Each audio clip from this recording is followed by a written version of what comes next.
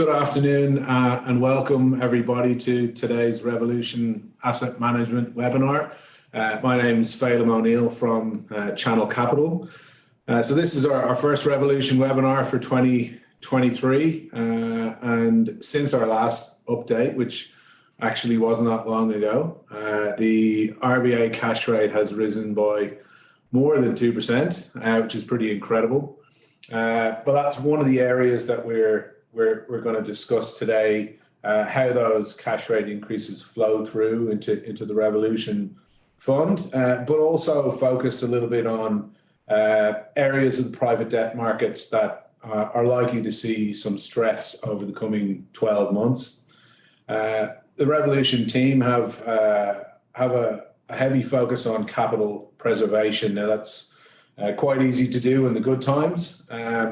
It's when we're heading into economic headwinds, like we could be over the next 12 months, that this becomes much more difficult to deliver on. So to talk about this in more detail today, we have Bob Sahota, CIO of Revolution, and David Saija, Senior Portfolio Manager. Before we get into it with Bob and David, we have a little bit of housekeeping to cover as always.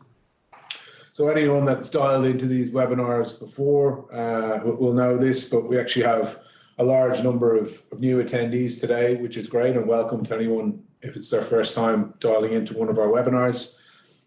We focus on the Revolution Private Debt Fund number 2 today, also referred to as the Master Fund or the Institutional Fund. So for anyone listening who's invested through the wholesale vehicle, just note that some of the portfolio characteristics and returns will vary slightly from what you see on the screen today. But if you go to your Channel Capital contact, you can get the updated data for the wholesale fund after this if you don't have it already. Also on the screen in a couple of seconds, you're going to see a disclaimer. Again, as we mentioned every time, even if you're already invested in the fund, and especially if you're not, please make sure that you're familiar with all of the detail in the disclaimer. We're also open for questions all the way throughout the webinar, so please send them through as they come up, and we'll get to them at the end of the webinar. So I'll hand it over to Bob to kick things off. So over to you. Great. Thanks, Phelim, and welcome everybody to the first Revolution Asset Management webinar for the year. As many of you may have read, my first sort of outlook for the year, we've started the year off in a very interesting time. Insofar as Phelim talked about, the rates have increased in inflation. There's also macroeconomic pressures coming from the first anniversary of the Russian-Ukraine conflict that's had major flow-on effects to the investment markets in many ways. There's also, new news about more foreign interference in Australia that potentially has a bit of a cloud over, the forecast. We really want to cover off on what all of those macro and micro sort of economic impacts and how they really relate to private debt in our webinar today. And it's a really good time to be talking about this as we come into a period where we expect the economy will be not performing as it's been the last few years, as fiscal and monetary policy resets to more contractionary periods, and also time where liquidity is not going to be as strong as it once was in the last year and the years before that. Just a quick reminder about where we're up to in the Revolution Asset Management journey. We're now very pleased to represent that we're at $2.3 billion of committed capital, soon to be $2.4 billion, even since we last published this. Today we're talking about the Revolution Private Debt Fund number 2, which is our flagship strategy. It's open for investment. It's an open-ended strategy. It's got in excess of $1.6 billion now. With the yield to maturity, which I'll be talking about, has increased dramatically as we've seen the rates go up, as the RBA has raised interest rates, currently 9.4% yield to maturity. There's relatively good diversity across the portfolio with 44 individual loans, and the investment and the overall credit rating, the weighted average credit rating is just below investment grade at BB+. Very, very proud to have both large institutional clients support us, but also more recently, we're getting a lot of traction from high net worths, family offices, foundations, and non-for-profits. We're very pleased to have two very, very strong ratings from institutional consultants, as well as a major rating house that's also got us at a very high rating. And we also, as always, very happy to have Channel Capital as our partner in providing all of the non-investment related services that you'd expect of an institutional grade fund manager such as ourselves, that really complement with in excess of $35 billion of assets under administration now, with close to 60 staff, that we lean on heavily for all of those non-investment related services to really allow those my team, myself, and the four others within Revolution to really focus on the making the best investment opportunities for our clients in that private debt universe, and also then to manage those and monitor those through time.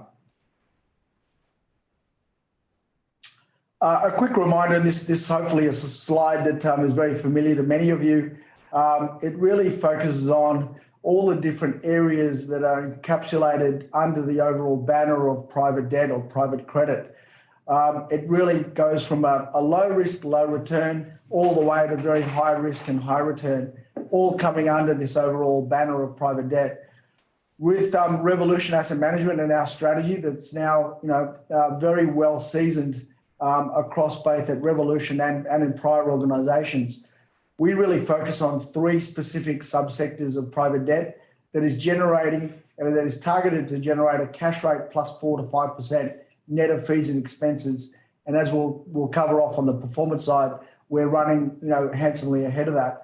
But really the three areas are commercial real estate lending, and I would say we're defined by what we don't do. We don't do property construction and development debt. Very, very happy that we've avoided that particular sector. We see some major headwinds in that sector that have already affected many areas, but will actually continue to be a bit of a headwind into this year. The two other areas that we are very focused on and very active in is providing senior secured loans to leverage buyout opportunities, and this is really on the non-cyclical end of what we look for. And David Saija, my colleague to my right, will be covering off on the kinds of industries and businesses that we target and why, and how they will perform through what we expect is going to be a more challenging environment in that private company and leverage buyout sector. The third area is asset-backed securities. So we're very active now, one of the larger providers in Australia and New Zealand of private side asset-backed securities in a myriad of different collateral types, being mortgages, auto loans, credit cards, personal loans, and a small amount of SME lending in that asset-backed security sleeve, where we're getting extremely good risk-adjusted return because of very few players within that sector. So we adopt a relative value approach across these three different sectors in constructing our portfolios. We are very focused on cash flow and being able to forecast that cash flow for each particular loan. And we are very focused on looking at downside risks, as obviously we don't get to trade out of these particular loans once we're in them. And so capital preservation is a core of everything we do, and really sifting out only those opportunities that meet our strict criteria is how we aim to outperform many of our peers and be able to deliver the return that we promised our clients. We don't do SME lending. I've mentioned we don't do property construction and development activity. And then we are very proud to be at the forefront of ESG and responsible investing within our asset class. So we're constantly thinking about improvements in that space and really cognizant of the fact that we don't want to have our clients and our clients' reputations and their capital being wrapped up into anything that makes its way for untoward reasons onto front pages of newspapers or already sort of reputational damage. So in that way, we're at the forefront of private lending in our approach.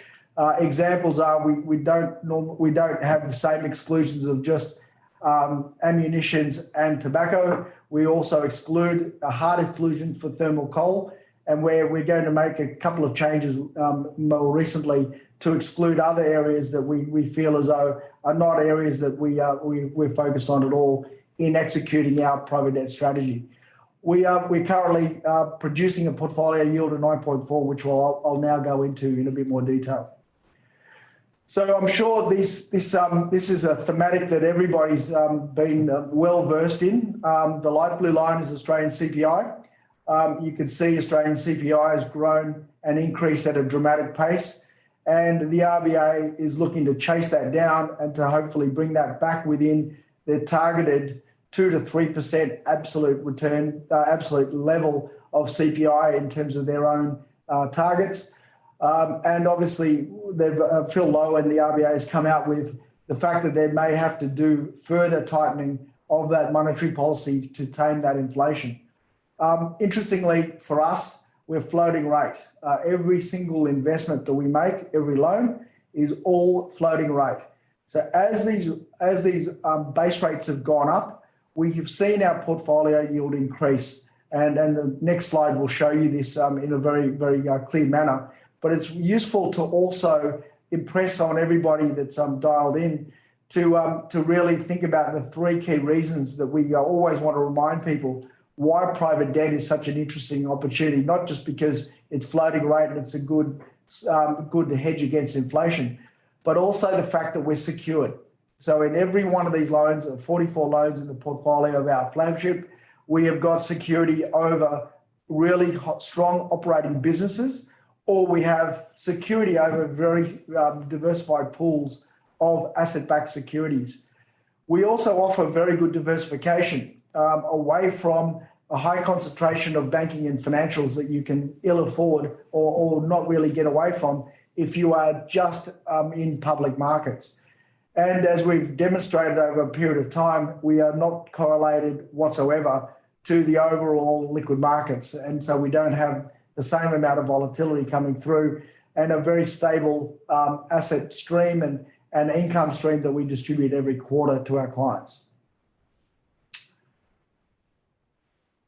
This is a slide that we've been sort of getting a lot of traction for when we talk to our existing clients as well as any prospective clients. This is really the effect in a very graphical manner of what's happened to our portfolio yield for the private debt fund number 2 through time. You can see here on the light blue line, our overall credit margin for the fund has been remarkably stable, just shy of 6%. So when rates were very low, close to 0% at 0.1, you can see there the portfolio yield was close to that 6%. But as you've seen a dramatic and very rapid rise in base rates as the RBA has increased rates, you can see that having a very direct relationship to our overall portfolio yield that we've been able to generate. So we have a yield to maturity now in the portfolio across these 44 loans of 9.4%. And even net of fees, you're well into the eights in terms of uncorrelated cash that we distribute every quarter for the portfolio. But I would say it's wonderful that we've got this higher yield, but what we should always be cognizant of in our sort of strategy is what are the risks? What are the risks under this sort of scenario where rates are going up, where potentially there's going to be a lot more stress in the economy, where there's not as much liquidity? How does this portfolio that we've constructed perform over the next 12 to 18 months? And that's something that we really are focused on here in terms of risk mitigation, and something that I'm now going to pass over to David to talk about because it's something we get asked a lot. So yield is great, but what are the risks within the portfolio and how do we think about those is vitally important when we talk to people such as yourselves. Thanks, Bob. So as Bob and Phelim have mentioned, we're in an environment where we're seeing higher inflation, higher interest rates, and we're starting to see some clouds form over the economic outlook. So this section will kind of go through the key parts of the portfolio and where we see particularly any kind of pressure points and also where we think would be the safe zones within each of these segments. So we'll start with leverage loans. And I'll also start by kind of giving a bit of a backdrop as to what we've seen the last kind of 6 months and how we see things playing out over the next kind of 6 to 12 months. So in leverage loans, we've seen the general volume of deals has diminished slightly. So we're seeing less volume, but more of a kind of a steady flow. We're also seeing, in the deals that are coming, we're seeing lower leverage, we're seeing better terms, and we're seeing better pricing. So 3 really strong positives there that we're seeing in new deals coming. Also, as we've grown over the years, we are now a meaningful ticket size on a lot of these syndications, and we're being more involved in club deals. So doing transactions before they even hit the market.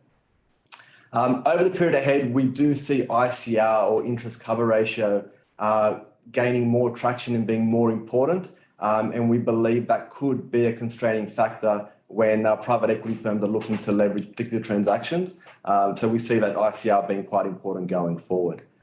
In terms of pressure points, we see quite a few, starting with first one, cyclical companies. So those companies and industries that have got exposure to, the broad economic activity and consumer health are likely to see weaker demand going forward, which is likely to affect things like profit margins and cash flows going forward. So we're very conscious of cyclical companies, and that's something that we have avoided throughout the establishment of Revolution. We avoid cyclical companies, and that's a segment that we see quite a bit of risk in the period ahead. Also, highly leveraged businesses. So those businesses that took on significant amounts of debt in more benign periods are likely to come under increasing pressure now, particularly in terms of servicing their higher interest payments, which is going to affect cash flows going forward and pressure those types of businesses. And also smaller companies. Smaller companies typically aren't market leaders, typically don't have the power to pass on increasing operating costs. So those types of companies are one that we feel could come under pressure in the period ahead as they struggle to fight inflation in their own costs and pass it on to their own customers. In terms of safety zone, and these are the key things that Revolution has always focused on. So key defensive industries, we like things like healthcare, consumer staples, and mission critical software. These are high quality businesses with strong market shares and very stable demand drivers, and importantly, the ability to pass on operating costs or higher operating costs to their customers. And this all leads to strong cash flow generation. Moving on to real estate debt. So this is a part of a portfolio, but we haven't been overly active in this segment due to the banks still being flush with cash and being able to fund property transactions at a margin that we wouldn't be competitive at. In saying that, what we do focus on in this part of the market is stabilised commercial property against the industrial, office and retail properties, where we look at assets that have got good tenants, stable and long lease profiles that are moderately leveraged. And there's key parts that we have always avoided. The first of which, and which you've probably heard us talk about many times before, is development and construction lending. So remember, this type of lending doesn't have any type of cash flow because the asset is being constructed. And it's in periods like this where we see strong inflation leading to higher building costs and also higher interest costs that is likely to put pressure on these developers as they face liquidity getting squeezed and the inability to service the debt. So that's something that we feel is going to be a key pressure point, something that we've seen over 2022, and as Bob mentioned earlier, likely to continue over 2023. Highly leveraged assets are also ones that we see as coming under pressure this year, and that's going to be twofold. It's going to be one, as high debt load could lead to, in this environment where you've got higher interest rates, widening cap rates, you could see the debt actually exceed the value of the asset. Number one. And number two, in terms of servicing that higher debt, could also become a problem for these highly leveraged assets. So there's a few issues there.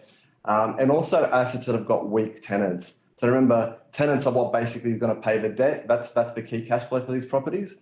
So when you have weak tenants on board, they tend to fall behind in payments or could actually vacate the property altogether, which can create a hole in the cash flow. So where do we see the safety zones here? So again, maintaining discipline and focus on conservative lending against well-located and maintained properties. These are properties that have got very strong tenant bases with long lease profiles to give you that nice stable income stream into the future. And the third segment is asset-backed securities. So this is a part of the market that we have been quite active in over the last 12 months as we take advantage of inefficient private ABS markets. Here we in this part of the portfolio, we kind of, everything is performing soundly. But we do note that there are clouds brewing in the economic outlook, and certain lenders could come under pressure.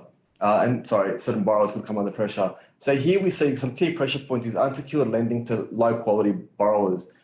These low quality borrowers are ones that may not have stable income, a bit of volatile income, and these ones are likely to come under pressure in the period ahead, facing higher cost of living and higher debt serviceability loads. Also, high LVR residential lending is going to come under pressure. These are people who may have overstretched themselves in the last few years to purchase a property, and now run the risk that in a cooling property market that they could see the value of their property actually fall below the loan outstanding, which could lead to losses when in a sale event. And thirdly, increased unemployment, particularly in a recessionary environment, is likely to lead to increased arrears and losses. Where we see safety zone here is well-capitalised consumer finance lenders that have conservative lending policies. And this is exactly what we're focused on, over our existence, really focusing on really those really strong providers, strong lenders with really good lending policies that are quite conservative. So hopefully that's given you a good overview of where we see some of the key risk factors in the period ahead and where we see some of the key safety zones.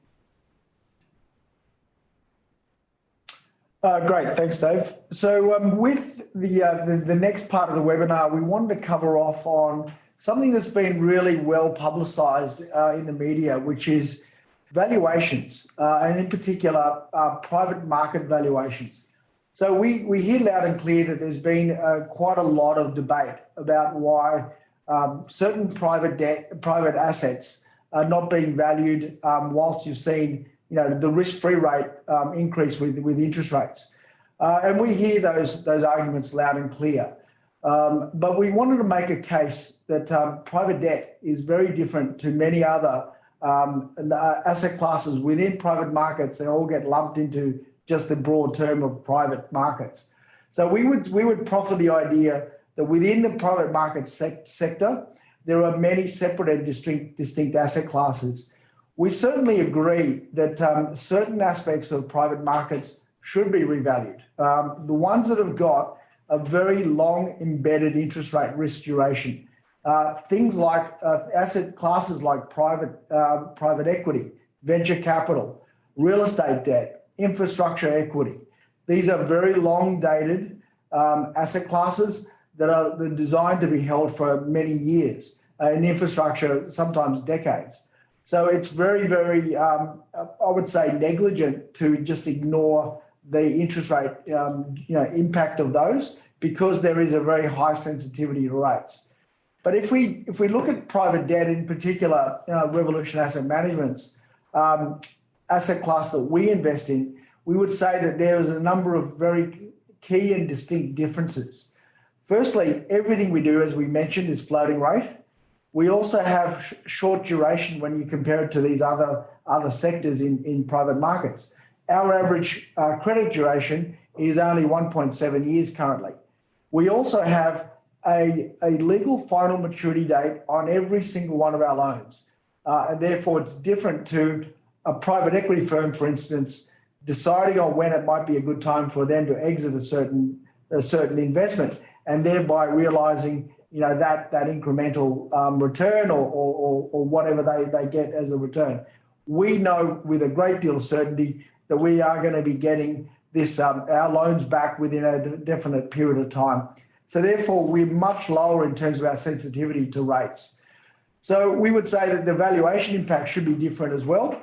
At Revolution, we have a credit and valuation policy that really states that because we're buy and hold and we are floating rate, and there is no discernible secondary market for the investments that we make, that we hold these assets at par, should they be performing assets.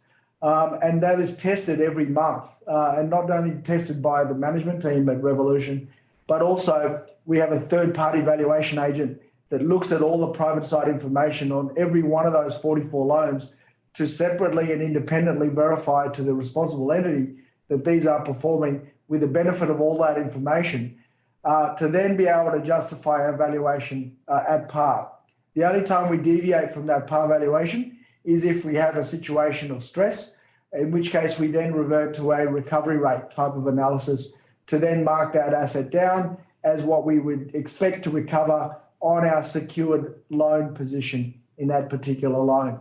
So hopefully we made a case today to say, well, whilst private markets in many cases should be revalued more timely than they are, the private debt assets that we invest in have a slightly different makeup and therefore warrant a slightly different treatment as far as we're concerned.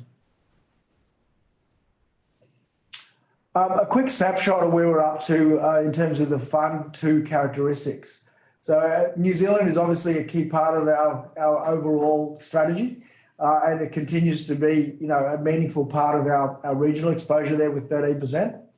We see more opportunities coming up in New Zealand as the banks look to retreat. Same Australian banks dominate the New Zealand landscape as they do the Australian market, with fewer private debt players over there. You can see there the internal credit rating breakup across both investment grade and sub-investment grade for the fund. We, as I mentioned earlier, have an average credit rating of BB plus for the portfolio. On the right-hand side, on the sectors themselves, we generally work out through time to be roughly 50-50 between ABS and LBO, with a very small current allocation to commercial property. But I would say we're defined differently to our peers insofar as having more diversity, particularly across the asset-backed securities segment of our portfolios, because we don't have such a high reliance on RMBS as part of a subset of ABS. We're much more diversified across different collateral types. And then, as Dave mentioned, we are also, in terms of our sectoral biases, very much tilted in the LBO side to those non-cyclical industries like mission-critical software, healthcare, consumer staples, household names like MYOB on the mission-critical software side, or Healthscope Hospitals are also where we're providing senior secured debt, or Arnott's Biscuits is another KKR acquisition, which obviously needs no introduction in terms of their various product lines into grocery chains in the market. So these are kind of great companies that have been around for a long time, occupy number one, number two market shares in their respective industries, that will be able to sustain through a downturn, and should we get it one, a recession, to be able to pass on all those input price shocks that Dave discussed, to be able to pass that on to consumers by thereby really maintaining their gross margins through a full cycle. And we're witnessing that in real time as we get this private side information on a timely basis.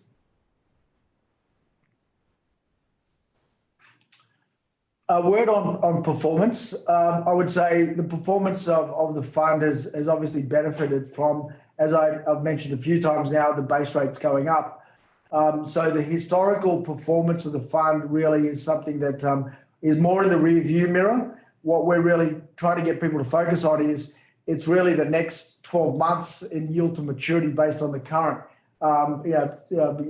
base rates that really we want to impress upon our existing investors and our prospective investors. The yield is, as I mentioned, 9.4%. All-in credit spread is just shy of 600 basis points at 584. Very low interest rate risk, as I've mentioned. Credit duration of 1.7 years.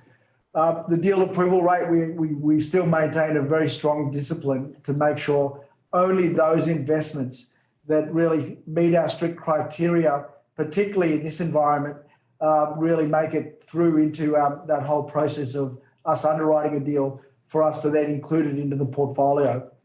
And then I guess the other great thing that Dave touched upon was the total fund now is at a point where it's in excess of 1.6 billion. That is a really good volume in terms of being able to bring a meaningful size into deals, both on the LBO side and the ABS side, that we expect will mean that we get earlier calls from the debt arrangers or the sponsors for us to be able to shape those terms earlier, and then to not only do that, but also be able to demand better economics in these deals And as many of you know, any upfront fees that we receive for these loans, we pass them fully into the fund. So we take none of those upfront fees to the management company. So if we're able to negotiate, for instance, a 2% upfront fee that we receive for a leveraged buyout deal today, last year would have only been 1%, but that additional 1% or 2% that we receive go into the fund to enhance the return of the fund for the benefit of all of our investors, which is a key differentiating factor to many of our peers in the private debt market. So in summing up, before we pause for any questions that you might have, this is a familiar slide to many of you. This is the way we sum up most of what we do. We really think that private debt today has a great position to be included into asset allocation. It's an asset class that's growing. There's never been a more interesting time for this asset class, and more being written about it, and even more people looking to establish in this market. It really gives you a very regular, stable income that's non-correlated into very diversified industries and businesses and sectors. And in the right hands, if you pick the right manager, it can actually deliver you with very, very good quality return in a very stable manner in a period where we expect there's going to be a lot more volatility in the market. We're one of very few scale players in the ABS market. We're seeing that to great effect as we're demanding better risk-adjusted return on rollovers of those particular investments. And really, the scale that we bring, as I've mentioned, is to the benefit of all of our investors. So with that, I wanted to pause there and ask Phelim whether he can chair the next part, which is any questions that have come through while we've been presenting today. Yeah, great. Well, thanks, Bob and David. Really good session. I had a number of questions come through. I've tried to amalgamate them into a few long questions. So I'll throw them at you and see how you deal with them. Sure. So Bob, you previously talked about the ABS pools and it being a bit of a litmus test for the Aussie economy. How are you seeing those pools perform at the moment? Are you seeing any type of slowdown? And then the other adjunct to that is around the mortgage cliff that's in the papers every day at the moment. How you're kind of exposed to that in your mortgage ABS pools? Sure. Very, very topical question at this point. So, as is covered off in one of the previous webinars, we have a unique window into both the Australian and the New Zealand economies through having 21 ABS private warehouses. And that's across, as I mentioned, various collateral types, being mortgages, auto loans, credit cards, personal loans. So we feel as though we've got quite privileged information in that regard. So we, on a monthly basis, for every one of these 21 warehouses, ABS warehouses that we've got, receive very up-to-date information. And it really gives us a litmus test on how the consumer across both countries is performing. And I would say we've been watching New Zealand a lot more closely because it's had a far higher and rapid increase in interest rates than what we've seen in Australia. But we've looked at all of our pools over time, and I guess by virtue of the fact that there was quite a considerable amount of monetary and fiscal stimulus in both countries, we've seen the consumer bear up very well. In fact, our pools are really showing the consumers in rude health at the moment. Now, we do expect that this sort of Goldilocks period of the consumer being in rude health is going to come to an end at some point, and that we are going to see from historical lows in terms of arrears, that's 30, 60, 90-day arrears, and actual losses coming through in these loans. At the moment, they're at all-time lows in many of the pools we look at, but we do expect them to increase as we see the concerted impact of these rate rises go on. And so we're starting off at a low base, but we do have proactively the ability to bring the sponsors and the originators back to the table to renegotiate terms, to understand how to keep these pools remarkably clean of arrears and losses, and to tweak our overall eligibility criteria through time, which we've done on a couple of occasions to really batten down the hatches in the way going forward. The other part of your question was the mortgage cliff, and I'm sure all of you have read about this impending sort of honeymoon rates that were offered to guys taking out mortgages the last couple of years at very attractive interest rates that are now moving into variable rates. So as a team, we've been very focused on looking at our overall portfolio of what exposure do we actually have in that space.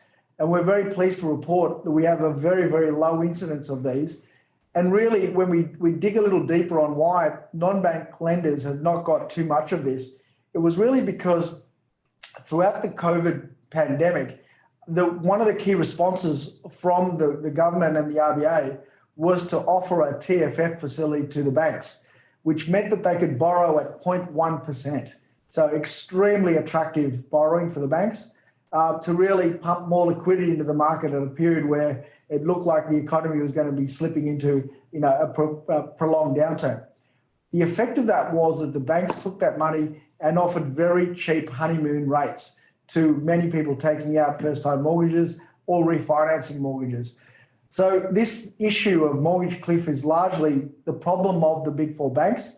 Now, our own house view is they can ill afford to tip people out on the streets if their rates go, for instance, from 2 to 6%, as we expect they might do throughout the course of the year, that there will be the ability for the banks and the borrowers that would come under this pressure to basically negotiate lower payments in a period so that they're not under this pressure of having to sell the property or worse still, being tipped out as a mortgagee in possession, banks holers bowlers taking over these properties. So, we don't see a problem for our own portfolios, but we also hopefully see the banks acting in a more concerted manner to help those people who have taken out these honeymoon periods, particularly those earlier borrowers in the last couple of years that have bought their first home. Okay, thanks, Bob. We've had a flood of questions come through in the last 2 or 3 minutes, so we'll try and get through as many as possible. Here's a quick one. What's the average LVR in the ABS portfolio? ABS portfolio really is, there's no average that sort of is meaningful. I would say where you've got secured underlying collateral, the typical ones are mortgages and auto loans where you've got security over a home or a car. Typically the LVR that we go down to in terms of the pools are lower because you've got inherent equity in those. And so they might be, credit, the first credit enhancement on those might be 2%, 2 to 3%.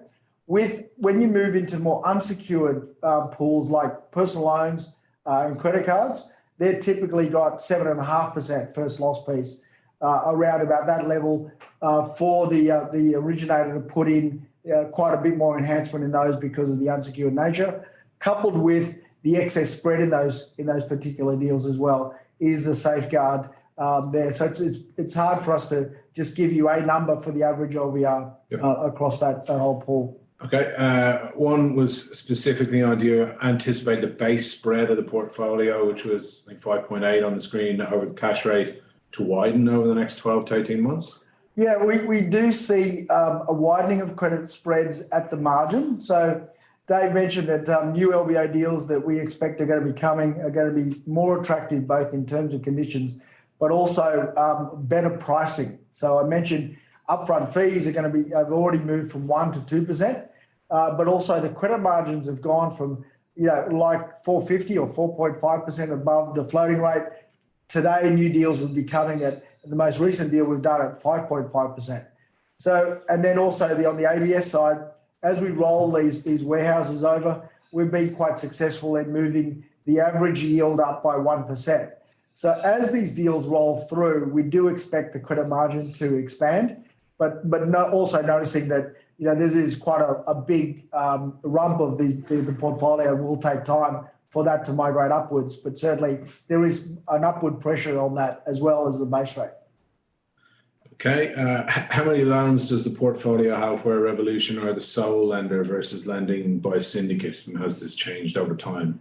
This is an easy one. So we are never in a position where we're the sole lender to any situation. Why is that? First and foremost, we believe if we're the only lender, it necessarily means that we're lending to smaller companies. And as we mentioned in our overall philosophy, we're looking at lending to very large companies that occupy number one, number two market share. So we don't lend to smaller companies where we're the only lender. We believe there is benefit in being very, very strong companies with a syndicate of lenders that should there be a problem, there is a collective voice where all lenders share in the same security as a senior secured lending group, but then also negotiate as a block to negotiate the best possible outcome should there be an issue. Unlike if you're the only lender, you're the only one that gets to enforce. Also, the peril of missing something in the documents or having missed something that you might only find should there be a default. Also, smaller companies, should they default, it doesn't matter if you've got covenants and all the protections in the world, your recovery typically is a lot less than if you're lending to number one, number two market share with high barriers to entry. So we're very proud that we've stuck to that. And that is a core philosophy of what we've had since day one. One other related to the mortgage cliff, specifically, it's more of an indirect impact from the mortgage cliff, like that someone's mortgage stress, might feed into their car loan or personal loans. How do you kind of think about that or analyze that from a risk point of view? I would say we in our underwriting process for all of the warehouses that we go into, we go and do quite intensive due diligence on their underwriting process from go to woe. So in that overall batch review, so we'll pick out 5 loans and we'll go through them from first principles, from identifying the client in terms of 100-point check to verifying their income, verifying their expenses, working out debt serviceability. Now, it's at that debt serviceability point where we look at what are the other loans that this particular individual has. If we're looking at an auto loan, we look at what are their mortgage obligations and what are their credit card obligations. Also, what expenses they have. They have kids, are they at private schools, all those sorts of things. And so we get a really good snapshot of, if we were in the business of providing this loan, would we have made that loan? So in that respect, we really have a good view of that underwriting process. And therefore, we only go into those that really look at that overall credit picture for these borrowers. So we really are very focused on prime borrowers. So we necessarily have not gone into, going into lower credit score borrowers that might be stretched in this sort of environment. So we generally pick, better quality pools originated by well-established non-bank originators that have got good access to capital, both debt and equity, but then coupled importantly with very prime pools. These are people who can withstand a downturn and recession better than younger cohorts or people with lower credit scores. Well, just off the back of that, there seems to be a lot of focus on the RMBS side of the portfolio, or ABS. In relation to the New Zealand RMBS, how does that kind of compare quality-wise to your AU Prime? Was the question. I don't know if you can kind of comment on that. Yeah, it's like there's different dynamics in each market, one ahead of the other in terms of market declines. So yeah, really good question. So we would observe in the New Zealand market, they're governed by the RBNZ versus the RBA here, and the RBNZ in New Zealand has been a lot more proactive in there's fewer investor loans in New Zealand for a start. Secondly, they've put speed limits on higher than 80% LVR loans, which has been a natural risk mitigant. And that's one of the key things we look at in all of our RMBS pools is what proportion of loans in our warehouses in the RMBS side are greater than 80% loan to value. Clearly, those are the loans that should they come under some pressure in a falling house price environment would be greater chance of losing money should they default. So we would say that the overall pool quality in New Zealand has been very sound versus even the Australian pool. But I would say, they've also been able to cope remarkably well with, dramatically rising rates in New Zealand, which has come as, some surprise that hasn't already flowed through into, stress in those pools yet. But we do expect that those are going to increase, albeit off a very low base, as I mentioned earlier. Okay, we've probably got time for one more, which was around pipeline and deal flow. So the David, you actually mentioned that LBO deal flow was falling a little bit. What's the pipeline look like for deals in this environment, and is that similar in the ABS part of the portfolio? Yeah, sure. So as I mentioned, we're seeing more of a kind of stable deal flow now. But pipeline is building. We've got a few transactions that we're looking at the moment, and there's a few more building behind that, which is good. But importantly, as I mentioned and as Bob mentioned, what we are seeing in all of these transactions is we are seeing better pricing, better terms, and lower leverage than what it would have been 6 or 12 months ago. So very key positives, but the pipeline is definitely building. The start of the year is always slow, so January is always typically a slow month, but we've seen that really pick up now into February, and that pipeline is building out on the LBO front. Okay, great. Anything to add on that, Bob, or we? No, I just think, look, thanks everybody for your attention and then spending the time with us. We do feel as though this is a great product for this environment. A lot of people are sort of a little bit in consternation about rising rates and their effect on their investment portfolios. This is one area where we're actually, we're a net beneficiary of rising rates, which is not the same for many other asset classes that you might be invested in. And hence the attraction of private debt and why people are now thinking about this more than ever. So, we look forward to another strong year for Revolution and look forward to delivering the outcomes that we promised our investors. Well, great. Thanks, Bob, and thanks, David. Apologies to anyone whose questions we didn't get to. There's still 4 or 5, and we'll try and come back to you direct to make sure that you get the answers to what you submitted. We very much, as Bob said, appreciate your support for Revolution or interest if you're not invested with them already. I mentioned a couple of times your channel capital contacts if you're looking for information on the wholesale fund, which we didn't have listed on the screen today, or if you have questions that you didn't submit that you wanted to get answered, reach out to anybody on the screen there in your local region, and we'll be able to answer that for you. But thanks again for taking the time to dial in, and enjoy the rest of your week. Thank you. Thank you.